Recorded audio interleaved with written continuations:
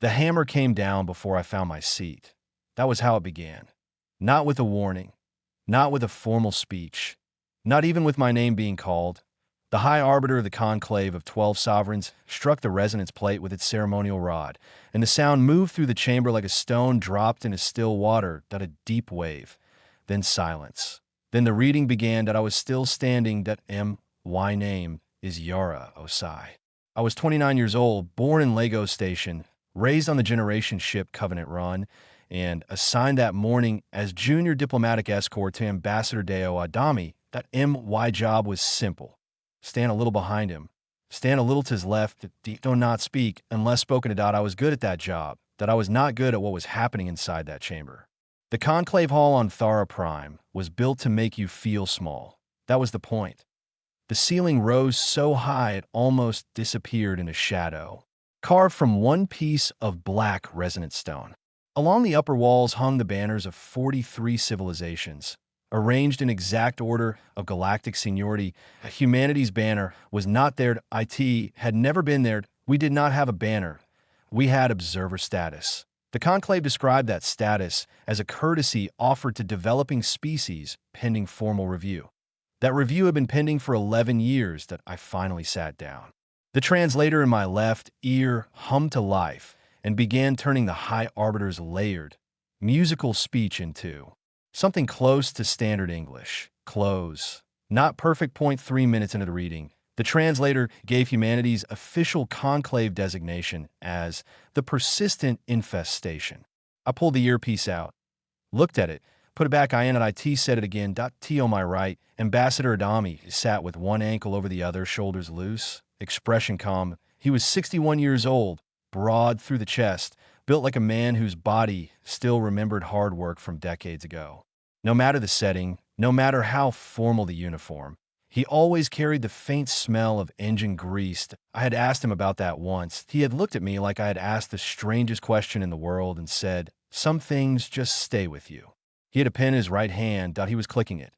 Not nervously, not fast, just steadily. Click, click, click. The charges were being read now. They were long, long in a way that felt almost rude. Long in a way that felt prepared over years by people who had enjoyed writing them. The translator struggled to keep up, so I caught them in pieces, each one landing in the chamber like something thrown rather than spoken. Unsanctioned terraforming of 17 bodies inside neutral corridors. Refusal to respect. Galactic expansion boundaries after 6 formal notices. Trade agreements with species under active conclave quarantine. Military intervention in the Tarath conflict, a war humanity had not been invited into, had been warned not to enter, and had then entered anyway, and won. That line got a reaction.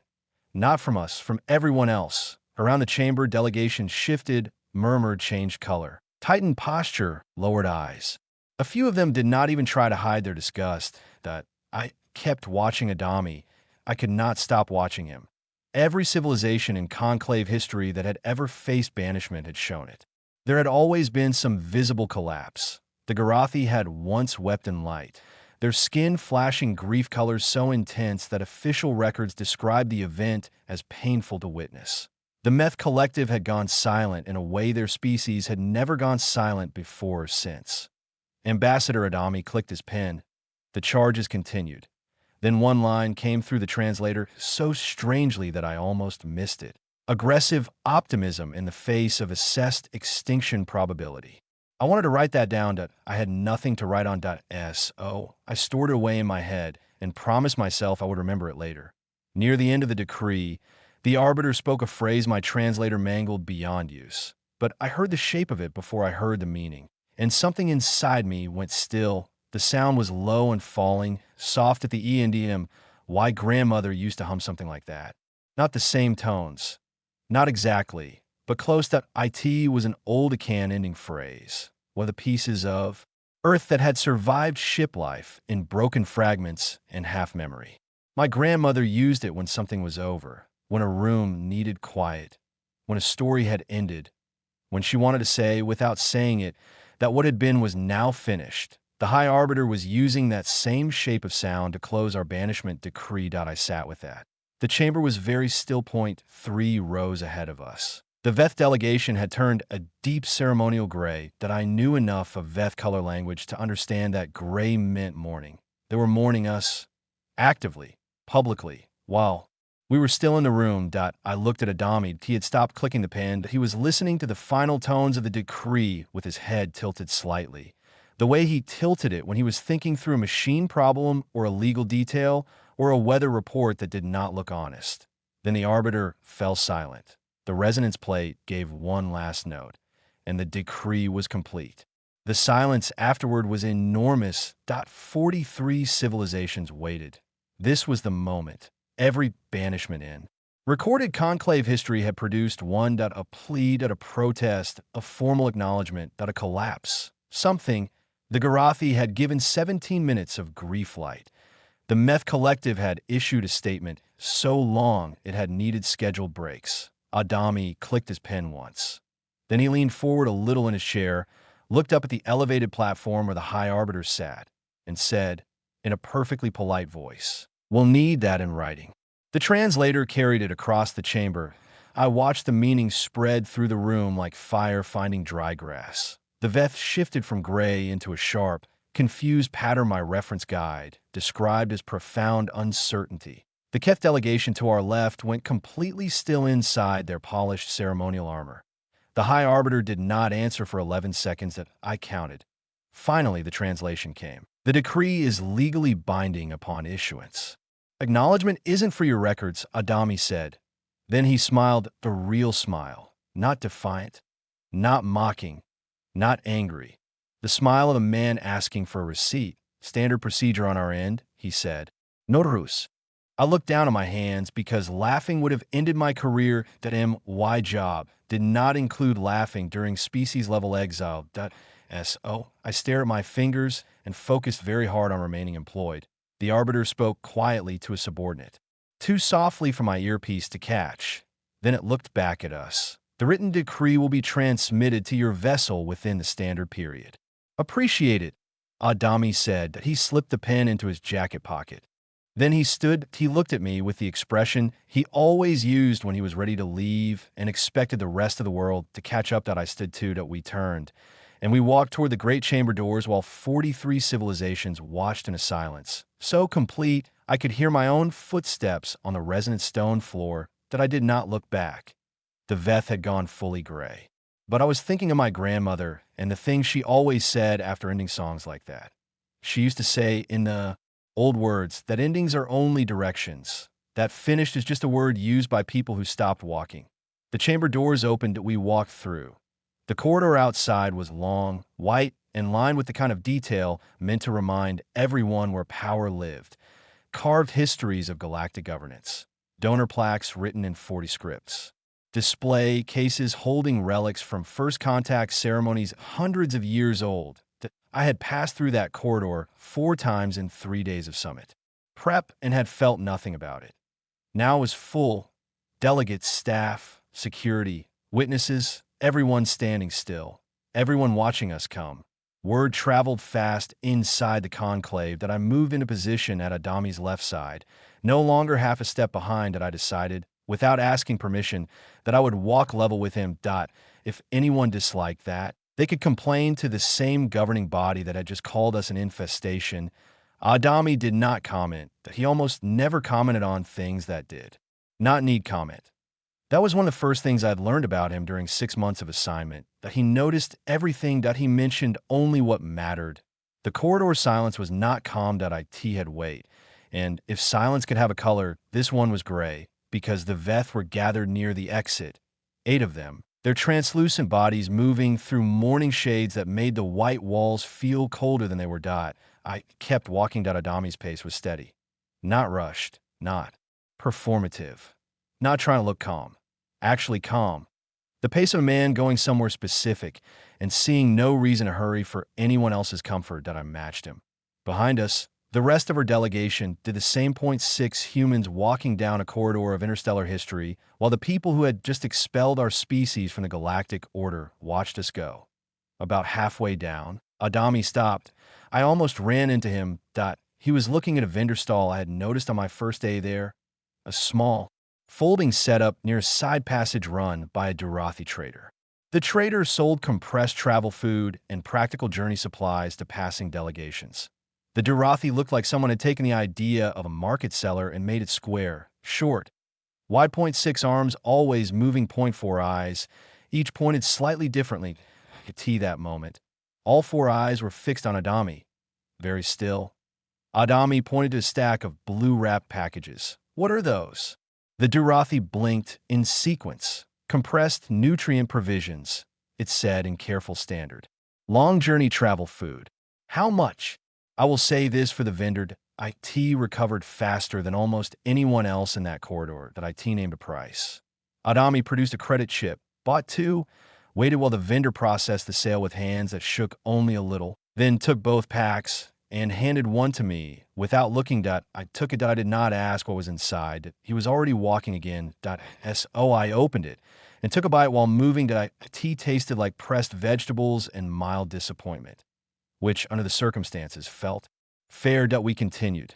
Somewhere along the next stretch, I became aware of the Keth soldier assigned to escort us to the docking quarter. This was ceremonial. Standard procedure. The conclave escorted banished delegations to make sure they left without incident. The problem was that the Keth soldier had clearly chosen a pace he believed looked dignified, and we were walking faster than that. Not by much, just enough to become a problem. That he lengthened his stride, so did we. Without trying, he moved farther ahead. Then we closed the distance again. That he glanced back. Increased speed. That we kept the same pace. That'd be why the time we reached the docking junction, the Keth soldier was doing something halfway between walking and trotting, and his ceremonial armor had started clicking in an uneven rhythm that sounded like a nervous machine trying not to admit it was nervous. That I finished the second half of the nutrient bar. The crowd thinned near the docking quarter, but it did not disappear. There were still observers, some press equivalents, some neutral diplomats. And near a support column, about halfway through the final approach, there was a small family group from a species I did not recognize at first. Compact bodies, .4 limbs, large dark eyes, skin that changed shades slightly when they moved. They had a child with them. The child stood between 2 adults, peeking out with the serious concentration children bring to things they do not understand but know are important. We passed them, and the child reached out and touched my sleeve. Just 2 fingers against the fabric at a tiny contact, then gone. Because we were moving, I did not stop. I did not even look down in time to fully see the child's face. I caught only an impression. Wide eyes, very serious. Not afraid. My hand found the spot on my sleeve a moment later. I held the fabric there for several steps. I told myself I was checking the seam. There was nothing wrong with the seam. Ahead of us, the airlock waited. Our ship was docked in Bay 14. Covenants reached at a mid-class diplomatic vessel, 16 years in service. Old enough to show it honestly. Not broken. Worn in useful places. I knew that ship. I knew which corridor light flickered, which galley timer ran 3 minutes slow, which docking clamp made a different sound when releasing. The airlock doors opened. Behind us, the Keth soldier finally slowed to something normal. His duty was done. The humans were leaving to the threshold. Adami stopped. He turned and looked back down the corridor, the way someone looks through a window before leaving a place for the last time. Not sadly, not bitterly, just carefully to if he wanted to remember exactly how it looked. The white walls, the waiting witnesses, the upper spires of the conclave tower visible through the docking quarters clear panels, still lit in formal session colors. He stood there for 4 seconds. Then, very quietly, to no one in particular, he said, "Well, that answers that." Then he turned and walked into the airlock. The rest of us followed. I was the last one through. And I looked back. I did not plan to my head just turned. The last thing I saw before the seal closed was the Keth soldier standing motionless in the corridor, watching us go with his head tilted in a way I had never seen a Keth hold it before. Then the door sealed shut. I went to my bunk, sat on the edge of it, and looked at my sleeve for a long time. I do not know what I expected to find there. I pressed the fabric flat with my thumb and told myself everything was fine, that we had just been formally banished from the Galactic Order by a governing body representing 43 civilizations. My ambassador had asked them for a written copy. I had eaten travel food that tasted like regret that a child had touched my sleeve, and now we were leaving. The docking clamps released with their familiar sound. The ship moved. And that was the moment I understood something I had not understood in the chamber, the conclave. Thought it had ended our story, but what it had really done was give us somewhere else to begin. We landed on a moon the very next day. Not because it was part of some long-range strategy. Not because there had been a vote. Not because a panel of experts had approved it. Ambassador Adami looked at the navigation chart, looked at a moon orbiting a gas giant 3 jumps from Thara Prime, saw that its breathable surface rating was 82, and said, "It looks reasonable." That was the whole decision. Covenant's reach came down in a flat stone basin bordered by low ridges and wind-cut rock. The ground was dry, the sky pale, the air thin but safe. By morning, 2 of our engineers had already started putting up a shelter frame. By afternoon, 3 more people had gone outside to help. Not because they were told to, because they wanted to, and nobody stopped them. I entered in my mission log that evening. Day 1. Initial site established on Cathar Moon 4. Surface conditions acceptable to N0 formal authorization requested, N0 formal authorization available. That was the tone of the first week. Nobody made speeches. Nobody stood on a rock and declared a new future. That we just started doing things. That we unloaded equipment. That we checked water filters. That we set up temporary power. We argued about angles, load support, and wind direction. That we ate in shifts. That we slept when we could. IT did not feel heroic. That IT felt like work. That on day 4, the Keth came. Not in force. Not officially. Point 1 patrol ship appeared on sensors and held position about 80,000 feet above the basin. I only noticed it because I happened to be at the sensor station when the contact bloomed on a screen. IT stayed there for 6 hours. Then it left. Point 3 days later, it came back. This time it left something on the surface, about 200 feet from our northern shelter wall. That a flat stone disc, that a way marker. That I knew enough about Keth navigation culture to understand what it meant. A marked point. A recorded position. A statement without confrontation. This place is known. This place has been seen. This place now exists in someone else's map. That IT was the nearest thing to Keth. Had to leaving a note on a neighbor's door. That I logged it. Day 7, Keth Patrol returned. Left a way marker. Are they pretending not to notice us, or noticing us in a way that looks like pretending? That seems like a Keth problem. On day 11, the first outsiders arrived. They came in a small transport vessel with patch plating and a badly balanced engine signature, flown by a Durathi family unit running an independent trade route. Somehow, despite the fact that the official galactic channels were closed to us, word had still spread. Of course it had. Information never moves the way governments think it moves. IT runs under doors, around systems, through rumors, across frequencies nobody claims to monitor. The Durathi had heard that humanity had set down somewhere beyond conclave reach, and, more importantly, had heard that we were not panicking.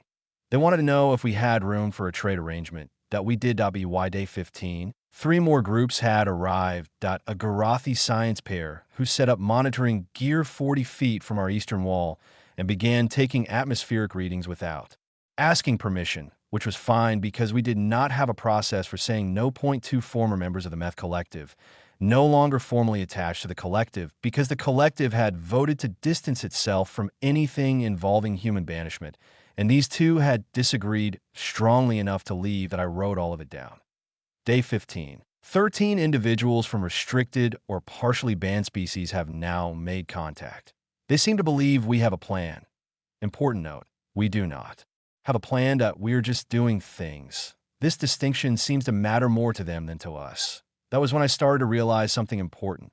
The conclave believed banishment meant isolation. But out here, far from their chamber and their plates and their polished declarations, banishment looked a lot like open space. And open space, as it turned out, invited people. On day 18, Ambassador Adami accepted a title.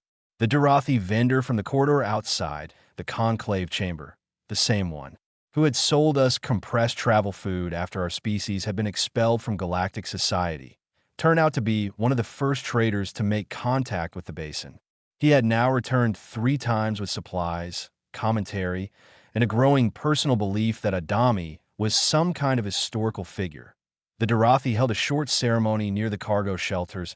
IT lasted 40 minutes at the T1 point. For the vendor, 6 arms had to be raised in a certain order, which I gathered was the part that mattered most. The title translated loosely as, "The one who buys provisions calmly after the storm." Adami did not know that he thanked them, shook the nearest available hand equivalent, and went back to reviewing support beam layouts. Later, I asked him if he wanted me to look up the full ceremonial meaning. He considered for half a second and said, "I'm choosing to believe it's positive." That was the end of the discussion. On day 19, I almost wrote a longer log entry that I sat with my pad for a long time, trying to find words that felt the right size. Everything I came up with felt wrong. Too grand, too small, too emotional, too dead. Oh, in the end, I wrote one line. Found old records. Pre-purge generation ship origin files. Logos born line. Archive copy survived. Do not know why. Did not ask. Then I went back to inventory.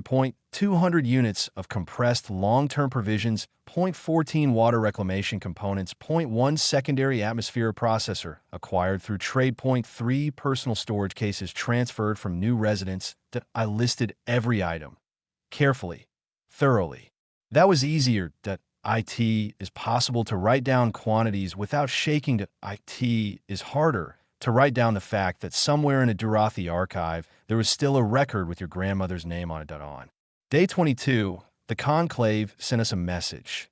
Not directly, we were still banished, after all. The statement was routed through neutral party channels, copied into the general galactic record, and worded in the precise tone governments use when they want to sound calm, while admitting they're paying close attention. The conclave announced it was monitoring the situation and expected full compliance with the terms of our banishment. I took the message to Adami. He read it once, nodded, handed it back. Noted, he said that I logged that too. Day 22, conclave issued monitoring statement. Ambassador response, noted. I believe this is what passes for diplomacy when one side no longer accepts the authority of the other and why role remains escort. So my understanding may be incomplete. By day 28, the settlement had a name. Actually, it had 3. The Dorothea started calling it something in their language that translated roughly as the calm place. The Garathi had their own version, where the steady ones landed. Our people, being human and therefore practical in the naming of unfinished places, had been calling it the basin since the first hour. None of the names replaced the others. They just layered. I entered all 3 into the log. That felt right, because the place was becoming all of them at once. Part shelter, part outpost, part trade point, part accident, part answer to a question nobody had meant to ask. And on day 30, we got a new resident. He arrived on foot from the direction of the northern landing zone. Keth, former soldier, carrying a pack. He introduced himself with a short use name, Vin, and explained in stiff, careful standard that he had resigned his position and wished to assist with construction. Then he handed me an application. IT was 30 pages long. I stood there holding it in both hands while the wind moved dust around our boots. We don't have an application process, I told him. I am aware, he said. I brought it anyway. I respected that instantly. I logged him to day 30, new resident. Former Keth military. Voluntary separation. States he wishes to assist with construction. Submitted a 30-page application for a process that does not exist. I respect the commitment, if not the efficiency. That evening, I sat in the supply room where I usually wrote. Low amber lights, steel shelves, the smell of dry filters, paper packaging, and warm circuitry. Outside, the basin made its evening sounds, voices, power tools, metal set down on stone. Laughter from somewhere near the cook sheltered at a child I did not know yet. Asking a question in a language I had not learned. IT sounded like a place being made. I looked at my log pad, then at the plain gray folder on the shelf above my station. An O labeled, an O official mark. Inside it were the old records from the Dorothea archive. My grandmother's name. Ship lines, the half-erased routes. Things the purge had tried to remove and had failed to erase completely. I had not opened the folder again after the first time that I knew it was there. That was enough. Maybe more than enough that I closed the log for the night.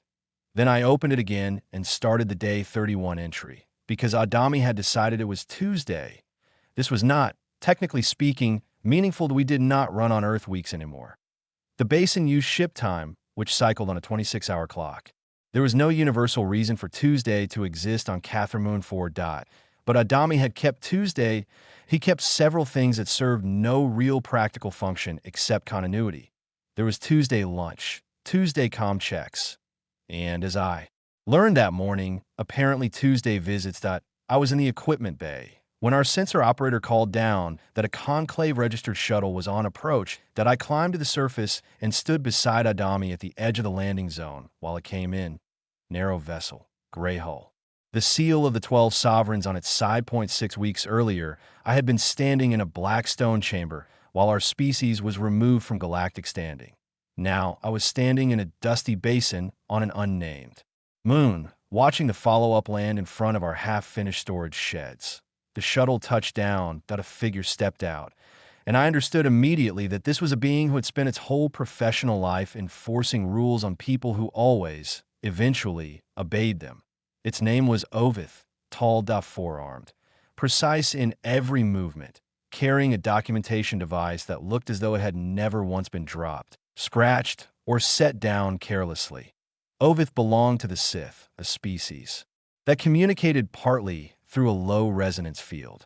My translator rendered that field as a constant background tone of institutional calm that IT was probably meant to sound reassuring. IT did not. IT sounded like official certainty given a voice that I stood straight, kept my face professional, let Adami handle the greeting. "Good to meet you," he said, and offered his hand. Ovith looked at IT. That IT had clearly been briefed on human customs. After a moment, it extended one arm and shook. The resonance field changed slightly. My translator called the new tone deep uncertainty. The inspection began. Of course, there was a list. People like Ovith always arrived with lists. Not because they enjoyed them, because they trusted them, because the universe, in their experience, had always been improved by turning it into numbered problems. Ovith activated the first item. Violation 1, it said.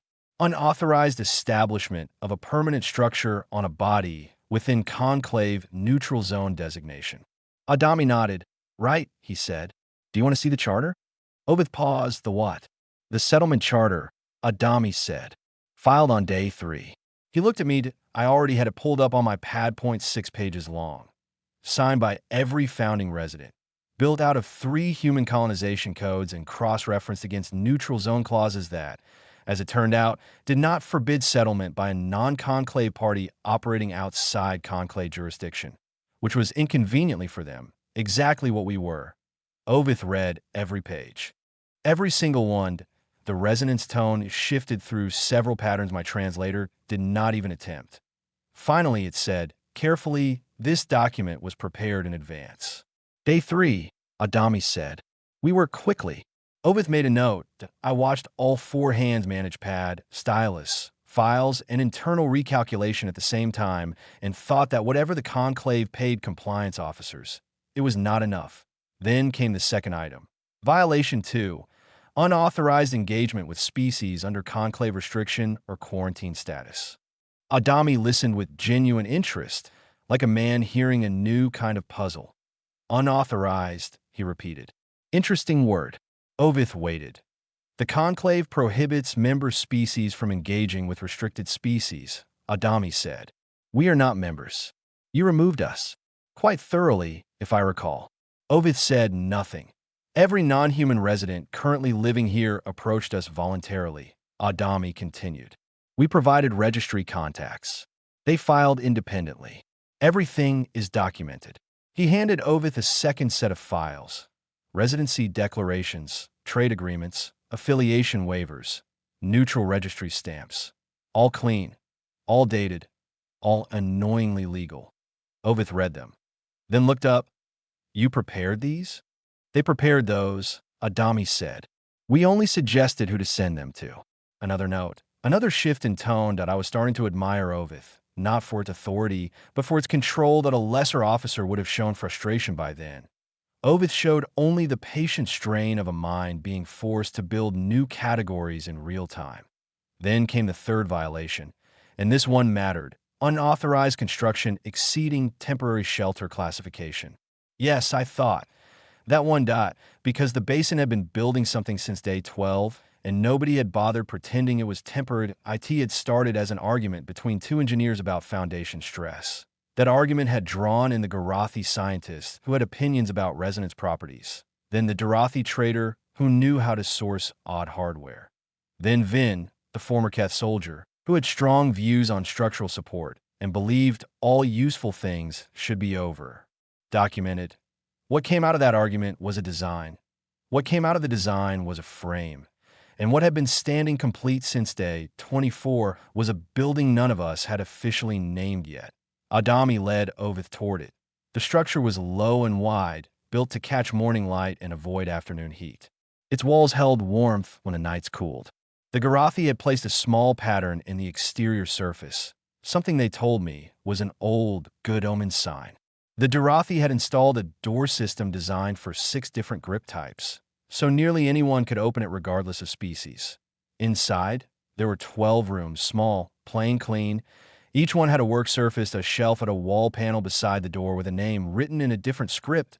In one room, 3 Darathi children and 2 young Garathi sat at a table with Lucy Adamo, who had once been a secondary school teacher before joining the Diplomatic Volunteer Corps.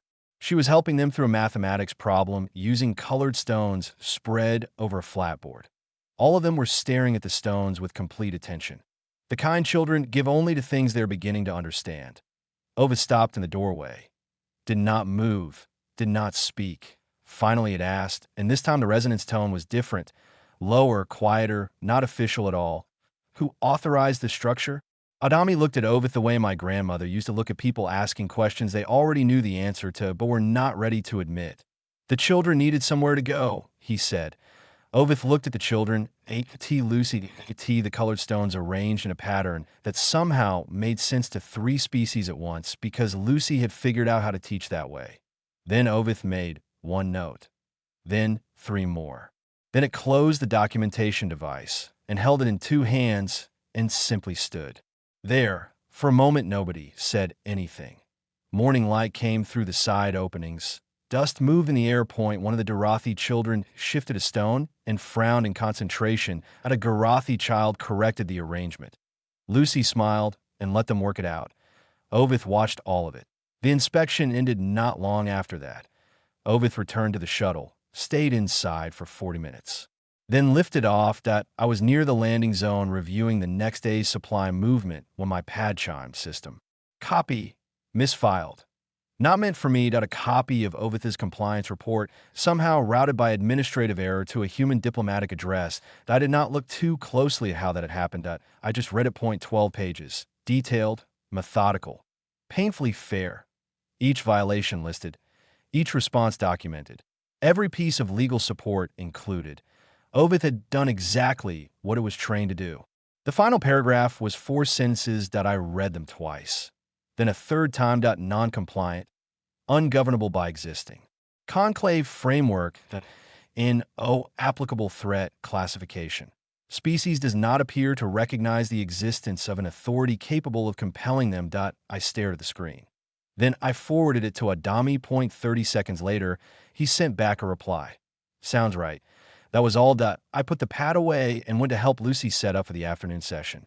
The colored stones were still on the table. One of the Garathi children had made a separate little pile off to one side for no reason except personal preference. Lucy had left it there. I remember that because it seemed to explain the basin better than any policy document ever could. Things arrived. We made room. That evening, I sat in the supply room again, opened the log pad, and wrote the next line because that was what I did. Because sometimes the only way to understand a thing is to record it carefully while it is still happening. And because somewhere inside me, under all the work and noise and motion, I had started to realize we were no longer surviving the banishment that we were building after it. I found out the banishment had been lifted while eating breakfast, not through a formal message, not through a diplomatic channel. Not through a ceremony. IT was buried in the morning records update. The general galactic record came through every day with the overnight batch. Trade numbers, route notices, registry corrections, administrative changes. Things important enough to exist, but not important enough to be spoken out loud. I was halfway through a bowl of reheated grain and protein paste when I saw it. Point 2 sentences. That was all. Decree 17 of the current conclave session, concerning the restriction of humanity from galactic engagement, has been reviewed and is hereby rescinded effective immediately. Full standing restoration pending re-registration. I read it twice. Then I took another bite of breakfast. Then I read it again. The basin around me kept moving. Someone near the water racks was arguing about filter pressure. A child laughed somewhere outside. Metal clanged in the equipment bay. The day apparently had decided to continue. I sent the update to Adami.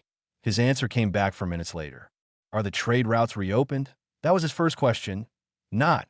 Did they apologize? Not. What? Changed? Not. Who voted for it? Just, are the trade routes reopened?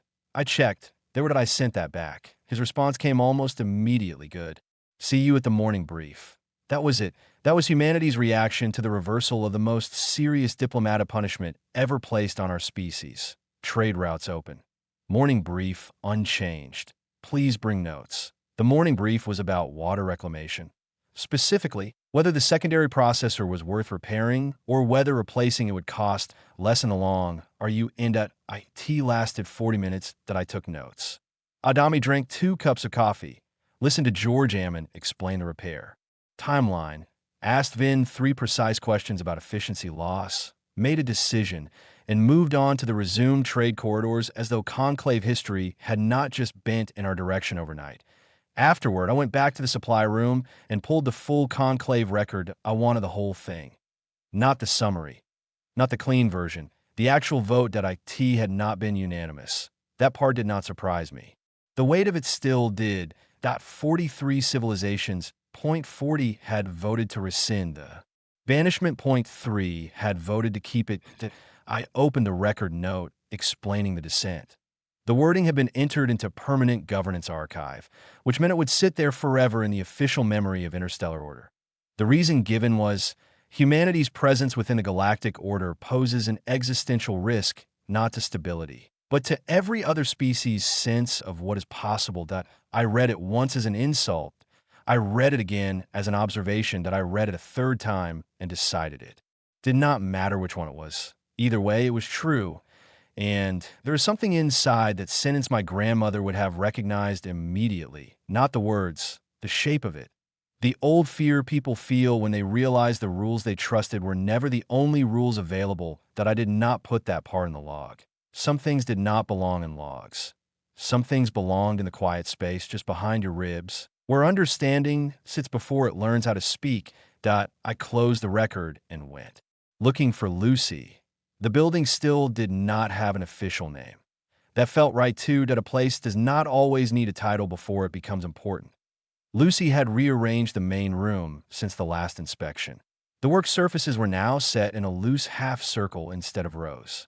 She told me it made cross-species learning easier because everyone could see what everyone else was doing and no one felt pushed to the edge.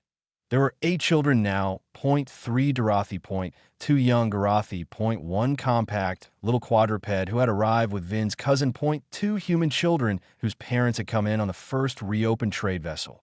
Lucy was bent over beside one of the Garathi, guiding a small hand around a writing tool with her OW patient, not steady, wasted motion. The child made a mark on the surface and looked at it with that bright stillness children get when something difficult suddenly becomes possible. That I stood in the doorway longer than I meant to. Lucy did not see me. That was fine. Some moments improve when nobody knows they are being witnessed. I left without interrupting and went to the equipment bay. George Ammon and Vin were leaning over the open secondary processor, both of them with their heads bent at exactly the same angle, which had somehow become common between them, despite the fact that one was human and one was Keth, and neither seemed like the kind of person who copied other people.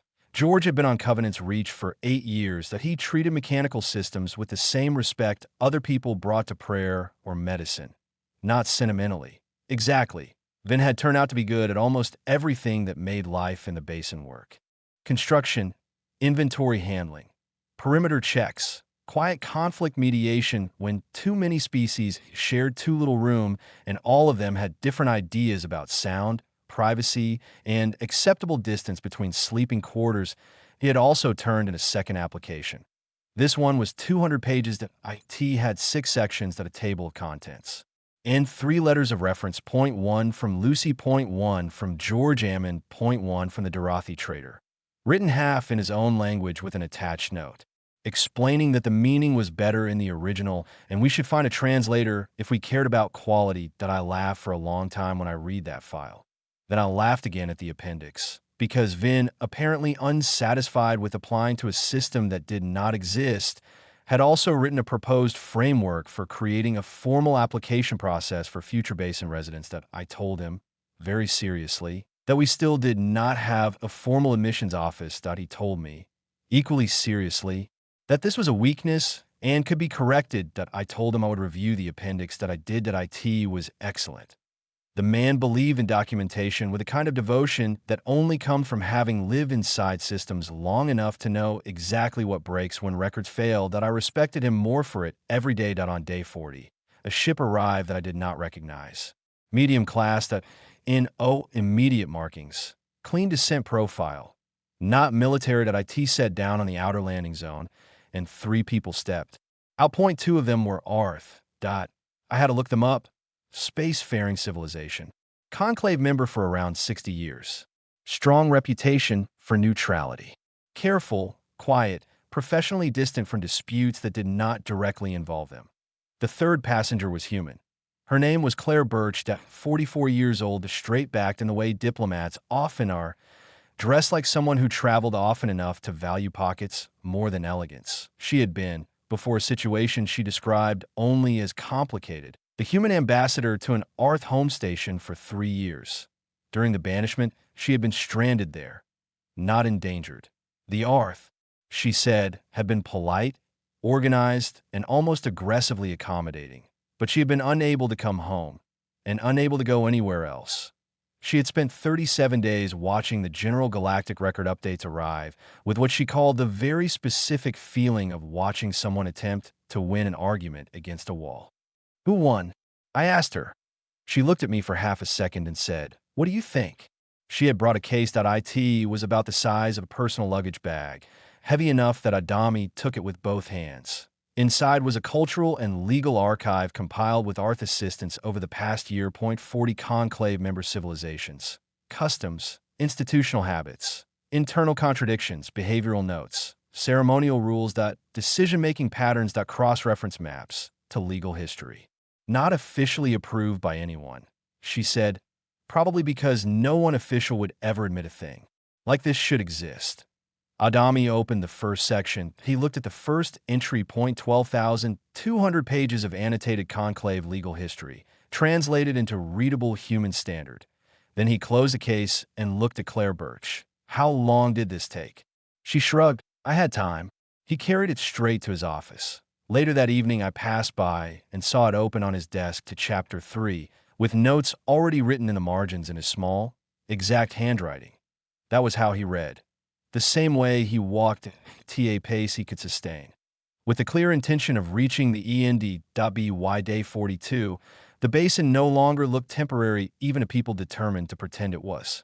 The landing zone had been widened. Storage had been reorganized. The real kitchen wall had gone up near the communal shelter. The unnamed school building was now in full use every morning. Trade schedules had become regular enough that I could predict which days would bring noise from cargo unloading and which days would bring strange food from strange worlds and arguments about how to price things nobody had named correctly yet. Population kept climbing. Not wildly, steadily. That was more meaningful.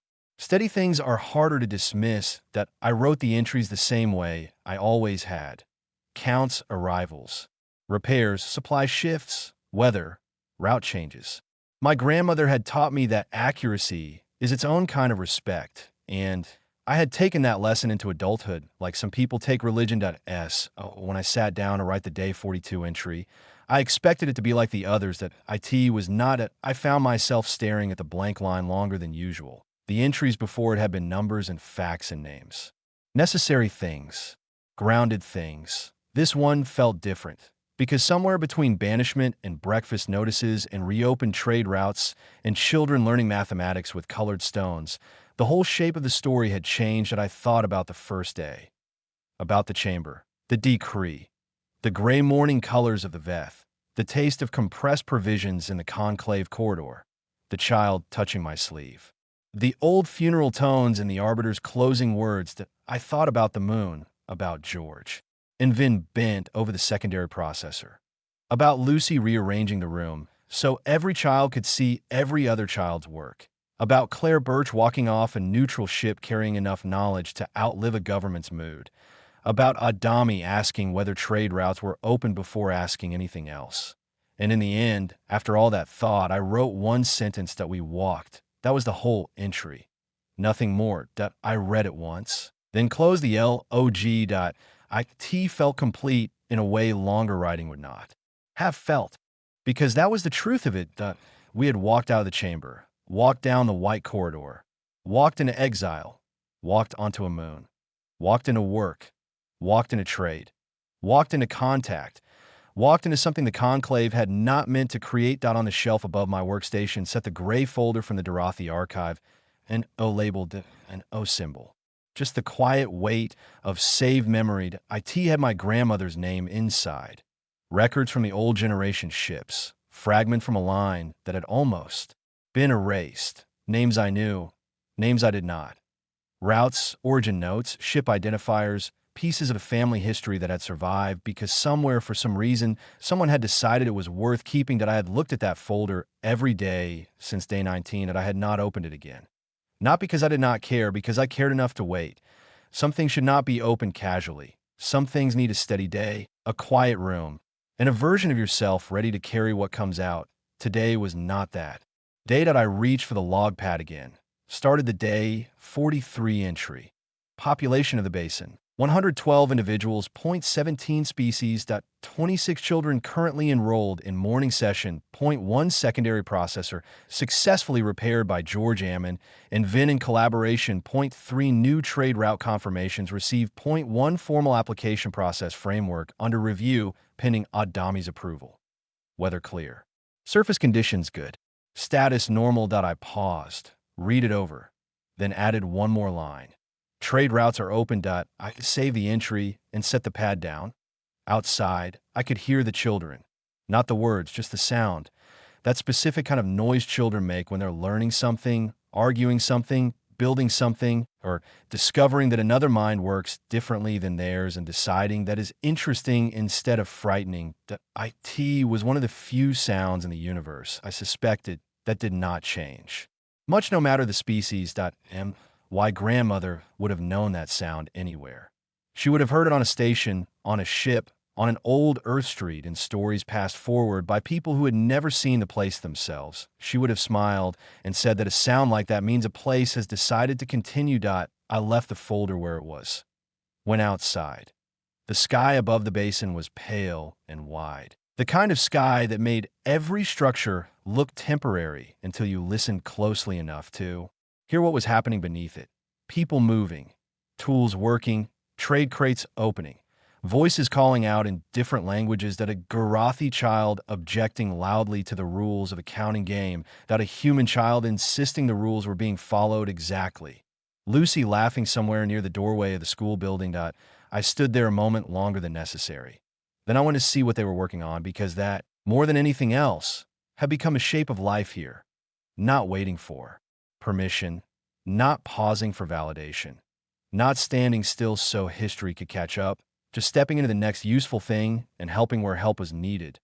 The conclave had lifted the banishment because it had finally realized it could not contain us by removing US.by then. I think it had already become obvious to everyone except the people most invested in not seeing it.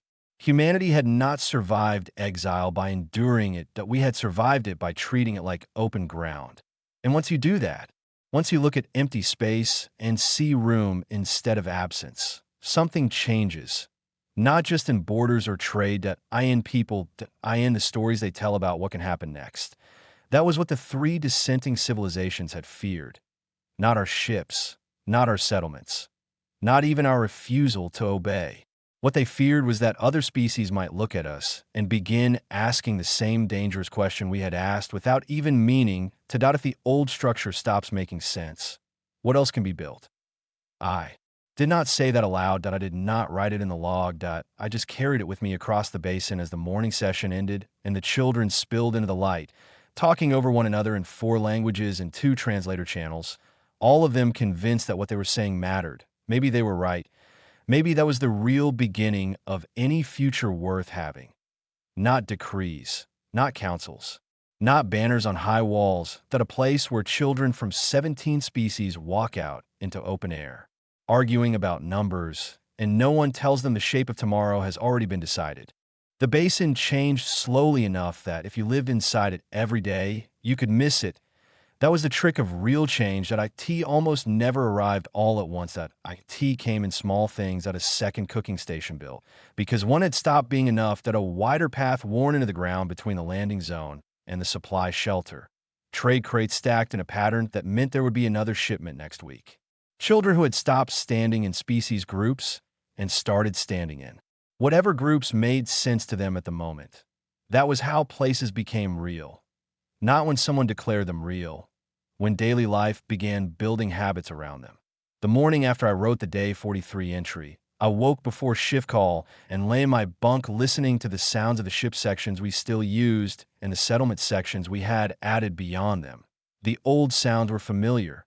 Air cycling through ship vents, metal settling, the low, steady hum of systems old enough to have personalities. The new sounds were different, voices outside before full light, cargo movement across packed ground, someone laughing near the water station, that a child calling out for someone named Lucy before remembering that half the basin was awake and would answer even if Lucy did not. I lay there for a moment and understood that the place no longer sounded temporary.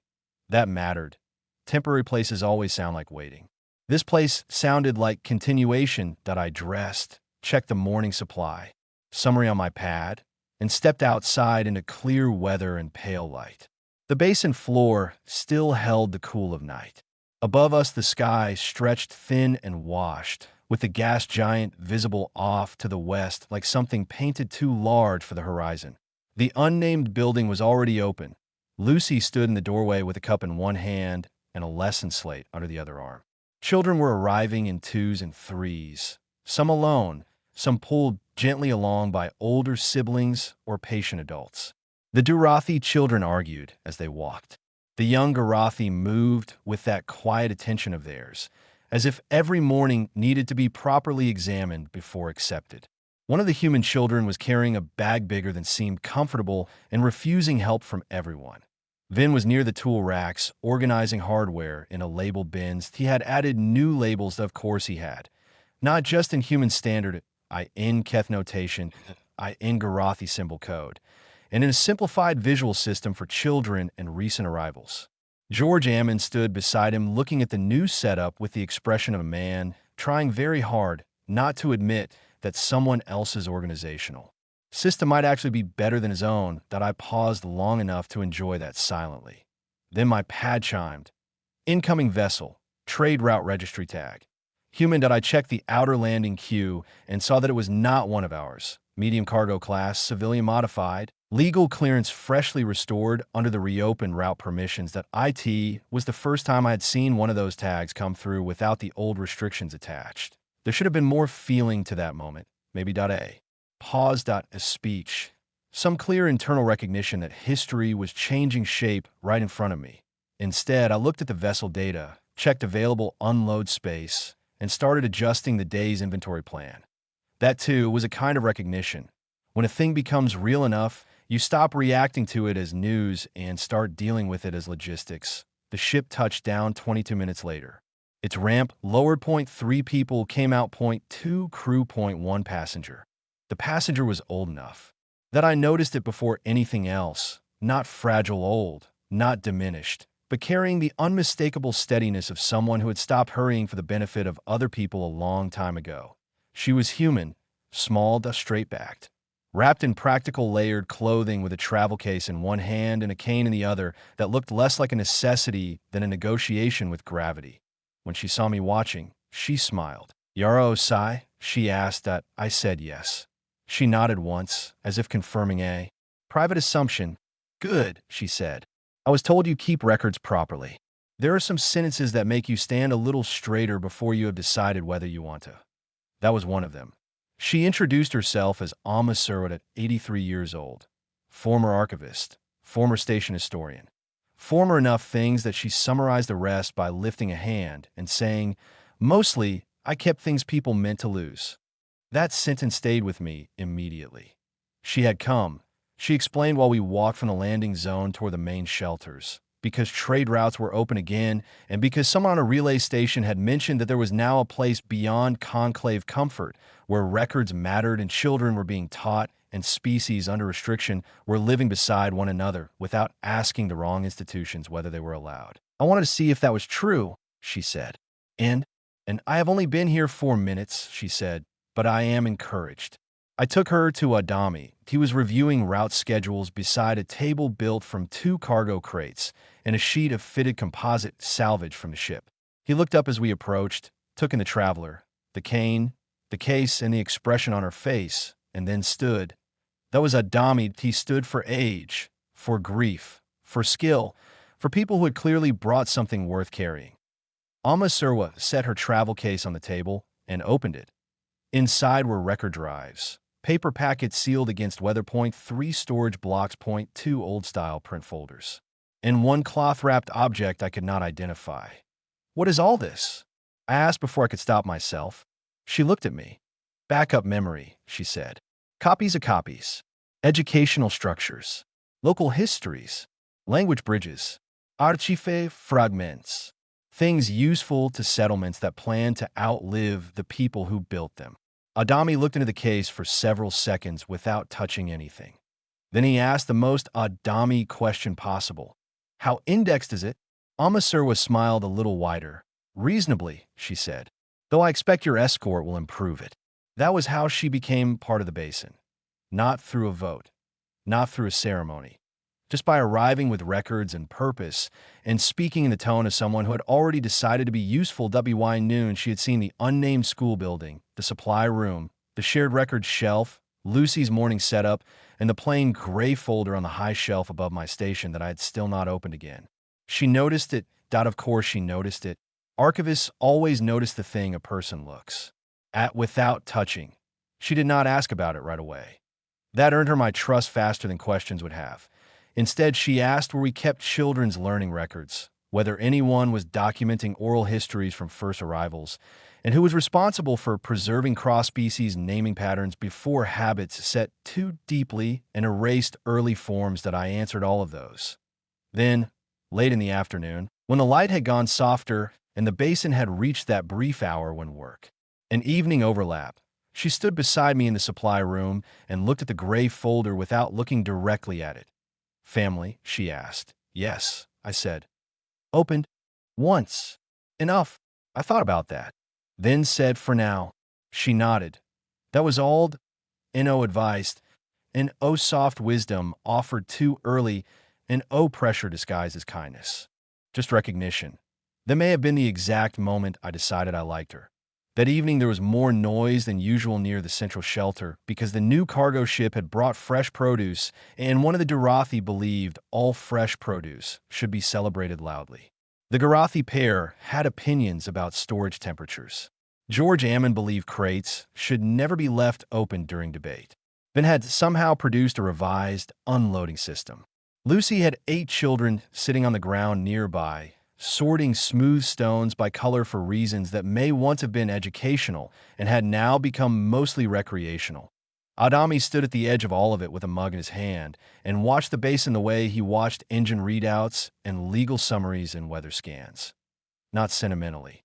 Attentively, that I went over because I had the next day's inventory questions and because that was my job. Before I could speak, he said, "How many now?" I checked my pad. 123 residents, I said. 17 species still, but likely 18 within the week if the Della contact confirms. Children, 29 in morning session. He nodded once. That was not all he was asking, and we both knew it. How many now meant, how large is this becoming? How fast is it changing? How much longer before the conclave starts pretending not to watch harder than before? I answered the party had not spoken. Still steady, I said. Not unstable. Good, he said. Then, after a moment, still looking out across the basin, he added, steady things worry institutions more than dramatic ones. That felt true enough that I did not try to improve it. Night came slowly. Lights came on in clusters. The school building glowed warm through its side panels. The repaired processor held stable. Trade crates were covered. The children were rounded up in stages by whichever adults had the best claim to them. The gas giant turned darker against the sky. I ended the shift in the supply room. Amber light. Log pad in hand. The low shelf hum of stored systems. The gray folder above me. Alma's Surwa's archive case. Now resting on the opposite shelf. Already half sorted because I had not been able to stop myself from starting to. I opened the log. For a while I just listened. Outside I could hear the basin settling into night. Not silence. Never silence. A place like this did not go silent anymore. It only changed rhythm. I began writing. Day 44. Additional civilian arrival via reopened trade route. Archive specialist Alma Surwa, now resident by voluntary stay. Educational and historical materials transferred to basin records. Population 123. Settlement activity stable. Morning session attendance rising. Storage capacity will need expansion within 11 days. General status. Normal. I stopped there. Read it back. Then, after a moment, added one more line. Normal now includes things that were once impossible. I looked at the sentence for a long time. Then I let it stay, because that was the truth of the basin, maybe the truth of us. The conclave had restored our standing because it had finally realized exclusion did not function on a species that treated endings like route changes. But that was only part of it. The larger truth was harder, stranger, and I think more important that we had not waited for permission to matter. We had not paused until systems caught up. That we had not asked whether there was room, that we had gone where there was ground, and air and need and work and people willing to stand beside us. And we had started there. And once enough people do that together, even institutions built from stone and age and certainty have to rewrite themselves around the fact that something new now exists. That I closed the log, reached up, took down the gray folder. For the first time since day 19, I opened it again. The papers inside smelled faintly of old storage and dry fibers. My grandmother's name was where I remembered it. So were the ship lines, the half-broken family routes, the identifiers from before the purge, before the losses, before all the versions of history that had tried to make disappearance look complete. That IT had not been complete. Someone had kept this. Someone had carried it forward. That a person I would never know had decided that forgetting was not acceptable. That I sat with that for a while. Then I touched the name lightly with 2 fingers and thought about the child in the corridor outside the conclave. Chamber. The one who had touched my sleeve as we passed, as if to confirm that we were real. Maybe that was all history ever really was. That a hand against fabric, that a note left where someone would find it, that a file copied when it was not supposed to survive, that a lesson taught in a room with 12 desks and colored stones, that a basin on a moon full of people who had been told they no longer belonged anywhere official and had answered by building a place anyway. Outside, I could still hear the children. Less of them now. Softer, the end-of-day version of that sound. That I closed the folder carefully and set it back on the shelf. Not hidden, just kept. Then I stood up and went outside because the basin was there, because tomorrow would need recording too, because somewhere beyond the ridges, beyond the trade routes, beyond the chambers and decrees, and all the old systems still trying to decide what to call us, the future had already started using our name in a different way. Not as infestation. Not as exception. Not even as warning.as proof. After that, the days kept moving. That is one of the stranger things about history. Even the parts people later call turning points do not usually feel dramatic while you're living inside them.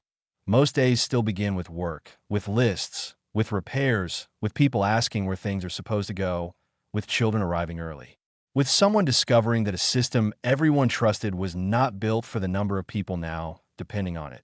The basin did not become important all at once. That IT became important the way all real places do. Be why continuing. Be why waking up again the next morning and deciding, without ceremony, to keep going, trade routes reopened fully within the week. Then came the second week, and the routes did more than reopen. They remembered us. Ships started arriving not in a flood, but in a pattern. That mattered more. A flood is noise. A pattern is structure. First came human cargo vessels that had waited out the banishment in nearby systems, holding position, pretending patience, while watching the conclave updates like everyone else. Then came independent traders who had no formal loyalty to anyone except profit and had concluded, correctly, that a growing settlement full of practical people and multiple species would need things. Then came the others, the careful ones, the curious ones, the ones who said they were only stopping briefly, the ones who asked long questions before stepping off their ramps, the ones who looked around once and then stayed. The basin expanded. Because staying required it. A second storage frame went up, then a third. The landing zone markers were widened and reset for heavier ships. The water system was rebuilt in stages by George Ammon, Vin, and Tugarathi, who approached fluid dynamics the way musicians approach harmony. Lucy needed more room. That, more than anything else, became the true measure of growth. Not trade volume, not population count, not how many outside systems had started saying our name differently. How many children now needed a place to learn. The unnamed school building lasted another 8 days before it became obvious it was too small. Nobody held a meeting about this. An O committee was formed that a problem had presented itself, and the basin had become very good at answering those. B. Why afternoon the Dorathi had sourced additional fittings. B. Why evening Vin had a materials list. B. Why morning 2 of the new arrivals were already helping set support posts. Lucy had somehow, in the middle of all this, still managed to run. Morning session on time. I watched it happen while carrying inventory tabs from one shelter to another and had the distinct feeling that the basin was teaching everyone who lived in it the same lesson at once. Not wait for permission to improve what is clearly in front of you. Amma Surwa became part of that lesson almost immediately. Within 3 days, she had reorganized our records corner into something that actually deserved to be called an archive. Within 5, she had begun training 2 volunteers in preservation handling.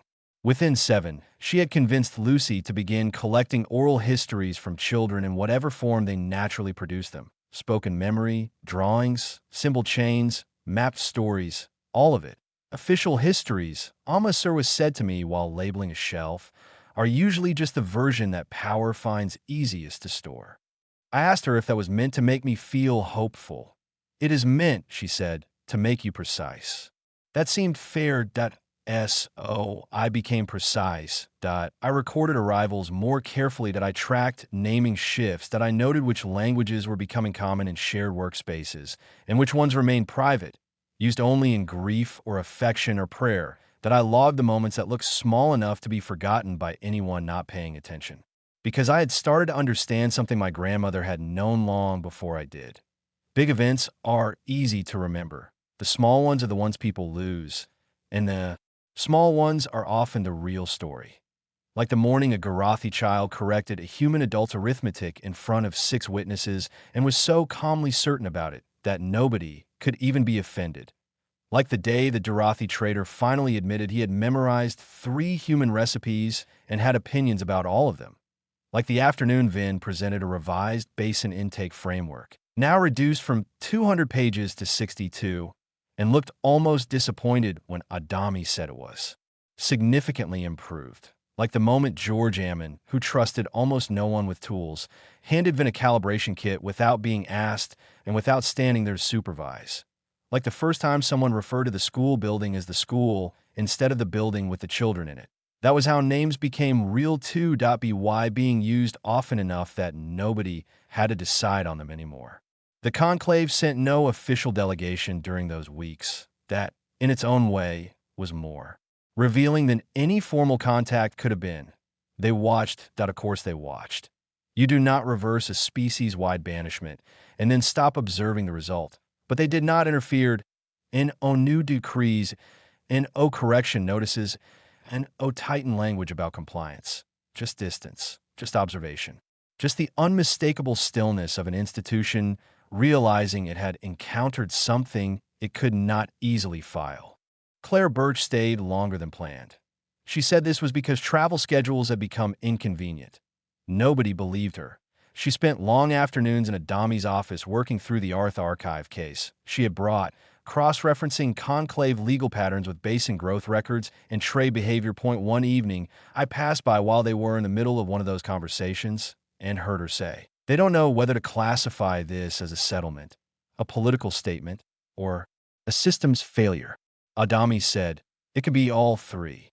I kept walking because it did not feel like a conversation that needed my face in it, but I wrote the line down later from memory because it seemed worth keeping. Amma Surwa approved of that decision, which I took for reasons I'm not proud enough to examine closely, as significant professional praise. The folder with my grandmother's record stayed on the shelf, but not untouched. That I opened it again on day 47, then again on day 50, that not all at once, that a few pages at a time, that a route fragment, that a name. Clustered, a cargo note from a ship line I had only heard spoken in half-remembered family stories. That IT did not feel like uncovering the past. IT felt like being met by it. Like someone very far back had left a door unlatched, and I was now standing in the frame, one hand on it. Realizing it had been open longer than I knew, I started making copies. Not because I thought the originals would vanish, because I had learned better than to trust survival to a single shelf. Amma Surwa helped me. She did not hover. She just worked beside me, quiet and exact, letting the room hold its own weight. At one point she said, without looking up, "The people who erase things rely on exhaustion." I asked what she meant. "They assume," she said, "that after enough loss, no one will still have the energy to keep carrying what remains." I touched the corner of one of the copied pages and thought about the basin outside, about the school, about the trade routes, about the way children now cross between species without hesitation, as if that had always been the obvious thing to do. "They were wrong," I said. "Yes," Amma Surwa said. "They often are." By the start of the next cycle, the basin had a council. Not because anyone wanted one, because it had finally become annoying not to. This was, according to Adami, how most durable human governance structures began. Not from ideals, from logistics. You can only solve enough shared problems informally before someone has to start writing down who is responsible for what. The council was small, mixed, rotating, built with enough flexibility that nobody felt trapped by it. Vin insisted on documentation. Standards. Lucy insisted on educational representation. The Dorothi wanted trade interests protected. The Garathi wanted environmental review language. George Ammon wanted everyone to stop using the word temporary for structures that had already survived 3 dust events and 2 shipping expansions. Adami chaired the first meeting with the expression of a man who had seen worse processes produce better outcomes. That I took minutes. Of course I took minutes. That was my work, but halfway through, while listening to a human engineer, a former Keth soldier, a Garathi scientist, a Dorothi trader, and a teacher argue over pathway allocation and water access rights like this was the most natural thing in the universe. I had a sudden, sharp memory of the conclave chamber, the black stone, the banners, the High Arbiter's voice, the funeral tones at the end of the decree. For one strange second, the 2 rooms seemed to exist on top of each other in my mind, the great official center of galactic order.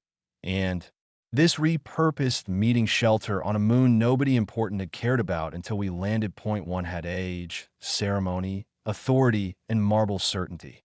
The other had borrowed tables, uneven seating, 3 translator delays, and a child outside the door trying to trade colored stones for someone's lunch fruit.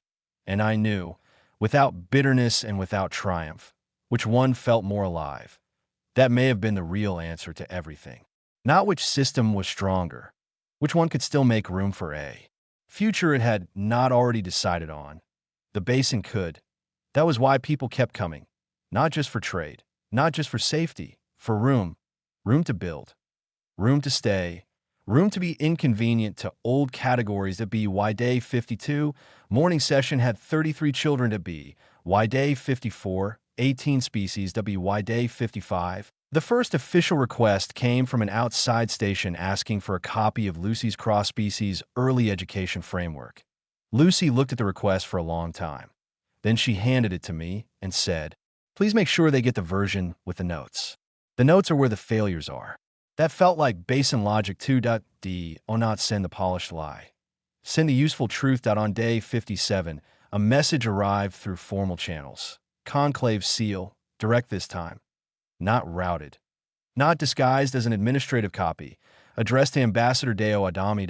I was there when he opened IT. IT was short, very short. The conclave formally requested a representative exchange on the subject of neutral zone settlement policy, multi-species non-member governance, and newly emerging trade behaviors outside prior jurisdictional models. In other words, they wanted to talk. Not because they had suddenly become generous, because reality had moved and now policy was trying to catch up. Adami read the message once, then handed it to me. What do you think? He asked. I read it, then read it again. Outside the office, I could hear the basin in late afternoon motion, tools, voices, children, cargo ramps, ordinary life continuing while governments composed careful sentences about it. I think, I said slowly, they would like us to explain what happened. Adami nodded. Yes. He took the message back, looked at it one more time, then smiled that same genuine, untroubled smile he had worn in the chamber when he asked for the decree in writing. Good, he said. It's polite to answer questions. Later, when I wrote the day's entry, I kept it short. Day 57. Formal contact initiated by conclave regarding settlement structure, governance, and trade model. Basin operations stable. School expansion complete. Response pending. Then I stopped. And after a moment, I added one last line. They're asking after the fact what they could not imagine beforehand. I sat with that sentence in the amber light. Read it once. Let it stay, because that in the end was the shape of the whole story. Not that humanity had been banished, not even that the banishment had failed, but that the people who issued it had believed the edge of their authority was the edge of what could happen. And they had been wrong. Very wrong. My grandmother used to say that some people mistake the map for the road, that I did not understand that when I was younger that I do now. The conclave had a map, beautiful, ancient, carefully defended, but maps do not walk. People do, and we had walked out of the chamber, down the corridor, onto the ship, onto the moon, into the basin, into the work, into each other's lives, into a future no decree had left room for.